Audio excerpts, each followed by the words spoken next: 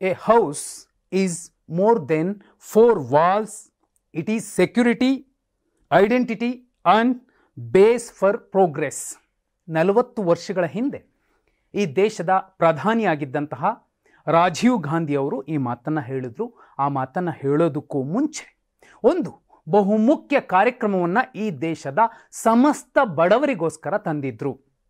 ಆ ಕಾರ್ಯಕ್ರಮ ಯಾವುದು, ಯಾಕೆ ಇವತ್ತು ಈ ವಿಚಾರವನ್ನು ಮತ್ತು ರಾಜೀವ್ ಗಾಂಧಿ ಅವರ ಹೇಳಿಕೆಯನ್ನು ನಿಮಗೆ ಹೇಳ್ತಿದ್ದೀನಿ ಅಂದರೆ, ರಾಜ್ಯದಲ್ಲಿ ಇವತ್ತು ಬಹುದೊಡ್ಡ ಚರ್ಚೆ ಹುಟ್ಟು ಹಾಕಿರುವಂತಹ ಒಂದು ವಿಚಾರ, ಸರ್ಕಾರದ ವಸತಿ ಯೋಜನೆಗಳಲ್ಲಿ ಅಲ್ಪಸಂಖ್ಯಾತರಿಗೆ, ಮುಸಲ್ಮಾನರಿಗೆ 15% ಮೀಸಲಾತಿಯನ್ನು ನಿಗದಿಪಡಿಸಿರುವಂತಹ ಸರ್ಕಾರದ ನಿರ್ಧಾರ ಈಗ ಚರ್ಚೆ ಆಗ್ತಿದೆ. ಅದು ಹೊಸದಲ್ಲ, 10% ಏನೋ ಇತ್ತು, ಅದನ್ನು 15%ಗೆ ಹೆಚ್ಚಳ ಮಾಡಿದ್ದಾರೆ. ಇದೇ ಕಾರಣಕ್ಕೆ ಇದೀಗ ಬಿಜೆಪಿಯ ಸಮಸ್ತ ನಾಯಕರು, ಅದು ಕೇಂದ್ರದವರು ಇರಬಹುದು, ರಾಜ್ಯದವರು ಇರಬಹುದು, ಎಲ್ಲರೂ ಕೂಡ ವಿರೋಧಿಸ್ತಿದ್ದಾರೆ. ಜೊತೆಯಲ್ಲಿ ಜಾತ್ಯತೀತ ಜನತಾದಳದ ನಾಯಕರು ಕೂಡ ಈ ಒಂದು ನಡೆಯನ್ನು, ಸರ್ಕಾರದ ನಡೆಯನ್ನು ಪ್ರಶ್ನಿಸ್ತಿದ್ದಾರೆ, ಟೀಕಿಸ್ತಿದ್ದಾರೆ. ನಿಮಗೊಂದು ಅಂಕಿಅಂಶವನ್ನು ಹೇಳಬೇಕು ನೋಡಿ. ಇಡೀ ದೇಶದಲ್ಲಿ ಕಿಸಾನ್ ಸಮ್ಮಾನ್ ನಿಧಿಯ ಫಲಾನುಭವಿಗಳು 33% ಅಲ್ಪಸಂಖ್ಯಾತರಿದ್ದಾರೆ, ಮುಸಲ್ಮಾನರಿದ್ದಾರೆ. PM ಉಜ್ವಲ LPG ಯೋಜನೆಯಡಿ ಅತಿ ಹೆಚ್ಚು ಗ್ಯಾಸ್ ಸಿಲಿಂಡರ್ಗಳನ್ನು ಪಡ್ಕೊಳ್ತಿರುವಂಥವರಲ್ಲಿ 37% ಮುಸಲ್ಮಾನರಿದ್ದಾರೆ. ಮುದ್ರಾ ಲೋನ್ ಅಡಿಯಲ್ಲಿ, ಯೋಜನೆಯಡಿಯಲ್ಲಿ 36% ಲೋನನ್ನು ಪಡ್ಕೊತಿರುವಂಥವರು, ಸಾಲ ಪಡಿತಿರುವಂಥವರು ಅಲ್ಪಸಂಖ್ಯಾತರು, ಮುಸಲ್ಮಾನರು. ಇನ್ನೂ ಬಹುಮುಖ್ಯ ಸಂಗತಿ ಏನು ಗೊತ್ತಾ, ಪ್ರಧಾನ ಮಂತ್ರಿ ಆವಾಸ್ ಯೋಜನೆ ಏನಿದೆ ಅದರಲ್ಲಿ 2.31 ಕೋಟಿ ಮಂದಿ ಮನೆಗಳು ಮುಸಲ್ಮಾನರಿಗೆ ಅಲಾಟ್ ಆಗಿದೆ ಇದುವರೆಗೂ. ಅದು ನೋಡಿ, PMAY ರೂರಲಲ್ಲಿ 15% ಮನೆಗಳನ್ನು ಮುಸಲ್ಮಾನರೇ ತಗೋತಿದ್ದಾರೆ, ಅಲ್ಪಸಂಖ್ಯಾತರೇ ತಗೋತಿದ್ದಾರೆ. ಅದು ಮೋದಿಯವರ ಸರ್ಕಾರದ ಯೋಜನೆ. PMAY ಪ್ರಧಾನಮಂತ್ರಿ ಆವಾಸ್ ಯೋಜನೆ ಏನಿದೆ ಅದರಲ್ಲೂ ಕೂಡ ಅದು ನಗರದ ಭಾಗದಲ್ಲಿರುವಂಥವರಲ್ಲೂ ಕೂಡ 15% ಮುಸಲ್ಮಾನರೇ ತಗೋತಿದ್ದಾರೆ. ಅಲ್ಲಿಗೆ ರಾಜ್ಯದ ಸರ್ಕಾರದ ಗೃಹ ಯೋಜನೆ ಏನಿದೆ ಆ ಯೋಜನೆಗಳಲ್ಲಿ ಫಲಾನುಭವಿಗಳು ಮುಸಲ್ಮಾನರಿಗೆ 15% ಮೀಸಲಿಡಬಹುದು, ಇಡಬೇಕು ಅನ್ನುವಂತಹ ರಾಜ್ಯ ಸರ್ಕಾರದ ನಿರ್ಧಾರವನ್ನು ಟೀಕಿಸ್ತಿರುವಂತಹ, ಪ್ರಶ್ನಿಸ್ತಿರುವಂತಹ ಬಿಜೆಪಿಯ ನಾಯಕರಿರಬಹುದು ಅಥವಾ ಬಿಜೆಪಿಯ ಜೊತೆಯಲ್ಲಿ ಬೆಂಬಲ ಸೂಚಿಸಿರುವಂತಹ ಅಥವಾ ಮೈತ್ರಿ ಮಾಡಿಕೊಂಡಿರುವಂತಹ ಜಾತ್ಯತೀತ ಜನತಾದಳದ ನಾಯಕರಿರಬಹುದು, ಇಬ್ಬರಿಗೂ ಕೂಡ ಬಹುಮುಖ್ಯವಾಗಿ ಒಂದು ನೆನಪು ಮಾಡಿಕೊಡಬೇಕಾದಂತಹ ವಿಚಾರ, ಸಂಗತಿ ಇದು. 33%, 37%, 15% ಕೇಂದ್ರ ಸರ್ಕಾರದ ಪ್ರಧಾನಮಂತ್ರಿ ಆವಾಸ್ ಯೋಜನೆಯ ಒಂದು ಫಲಾನುಭವಿಗಳು ಕೂಡ ಇದೇ ಮುಸಲ್ಮಾನರಿದ್ದಾರೆ. ಹಾಗಿದ್ರೆ ಅವ್ರಿಗೇನು ಹೇಳಬೇಕು? ಇದು ಒಂದು ಕಡೆ.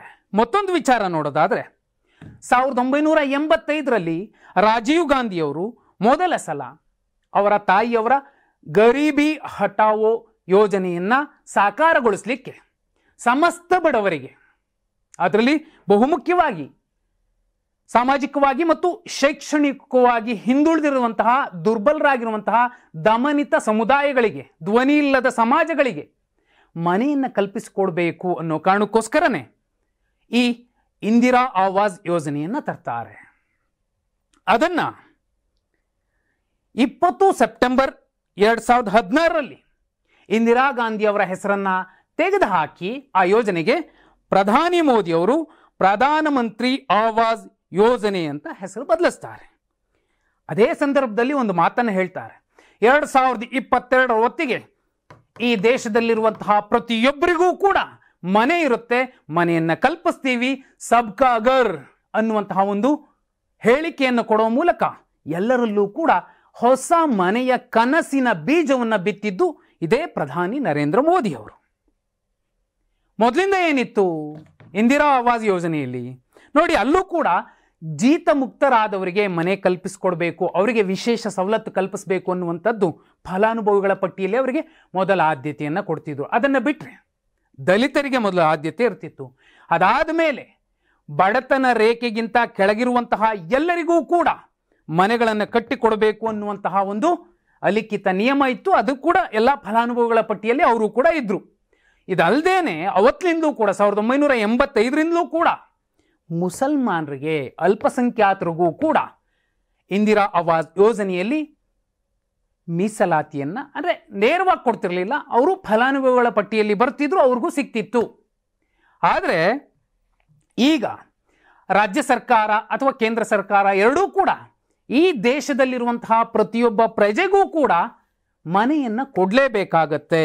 ನೋಡಿ, ರಾಜ್ಯ ಸರ್ಕಾರ ಇದನ್ನೇ ಯಾಕೆ ಮಾಡಿದೆಯೋ, ಅದು ರಾಜಕೀಯ ಲಾಭಕ್ಕೋಸ್ಕರ ಮಾಡಿದೆಯೋ ಅಥವಾ ತುಷ್ಟೀಕರಣ ಮಾಡೋದಕ್ಕೋಸ್ಕರನೇ ಮಾಡಿದೆಯೋ, ಅದು ಅವರಿಗೆ ಬಿಟ್ಟಿದ್ದು. ಆದರೆ ಸಂವಿಧಾನದ 46ನೇ ವಿಧಿ ಅತ್ಯಂತ ಸ್ಪಷ್ಟವಾಗಿ ಹೇಳುತ್ತೆ, ರಾಜ್ಯ ಸರ್ಕಾರ ಹಿಂದುಳಿದವರನ್ನ, ಶೋಷಿತರನ್ನ, ದಮನಿತರನ್ನ ಅಥವಾ ಅವರಿಗೆ ಧ್ವನಿ ಇಲ್ಲದವರನ್ನ ಆರ್ಥಿಕವಾಗಿ ಮತ್ತು ಸಾಮಾಜಿಕವಾಗಿ ಮೇಲೆತ್ತುವ ಕೆಲಸವನ್ನ ಮಾಡಬೇಕು ಅನ್ನೋದನ್ನ ಹೇಳಿದೆ. ಇದೇ ಆಧಾರದಲ್ಲಿ ರಾಜ್ಯ ಸರ್ಕಾರ ಏನಾದರೂ ಈ ನಿರ್ಧಾರವನ್ನ ತಗೊಂಡಿದೆಯಾ? ಒಂದು. ಎರಡನೇದು, 2005ರಲ್ಲಿ ಅವತ್ತಿನ ಪ್ರಧಾನಿ ಮನಮೋಹನ್ ಸಿಂಗ್ ಅವರು ನ್ಯಾಯಮೂರ್ತಿ, ಅದು ದೆಹಲಿ ಹೈಕೋರ್ಟ್ನ ನ್ಯಾಯಮೂರ್ತಿಯಾಗಿದ್ದಂತಹ ರಾಜೇಂದ್ರ ಸಚಾರ್ ಅವರ ನೇತೃತ್ವದಲ್ಲಿ ಒಂದು ಸಮಿತಿಯನ್ನು ರಚನೆ ಮಾಡಿತ್ತು. ಆ ಸಮಿತಿ ಎಲ್ಲ ರಂಗದಲ್ಲೂ ಕೂಡ ಅಲ್ಪಸಂಖ್ಯಾತರಿಗೆ ಮೀಸಲಾತಿಯನ್ನು ಕಲ್ಪಿಸಿಕೊಡ್ಬೇಕು ಅಂತ 403 ಪುಟಗಳ ಒಂದು ವರದಿಯನ್ನು ನೀಡಿತ್ತು.